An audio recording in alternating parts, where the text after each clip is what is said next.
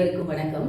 ஒரு நாள் உலகத்திலேயே ஒரு பெரிய பணக்காரர் நம்ம பில்கேட்ஸ் ஒரு நாள் ஹோட்டலுக்கு சாப்பிட போயிருக்காரு. சாப்பிட்டு முடிச்சுட்டு அந்த வெயிட்டருக்கு $5 டிப்ஸ் கொடுத்துருக்காரு. அதுக்கு அந்த வெயிட்டரோட ஃபேஸ் மாறிடுச்சு.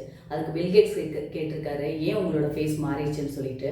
அதுக்கு அந்த வெயிட்டர் சொல்லியிருக்காரு, உலகத்திலேயே ஒரு பெரிய பணக்காரர் நீங்க. உங்களோட பொண்ணு ஒரு நாள் சாப்பிட வரும்போது எனக்கு $500 டிப்ஸ் கொடுத்தாங்க.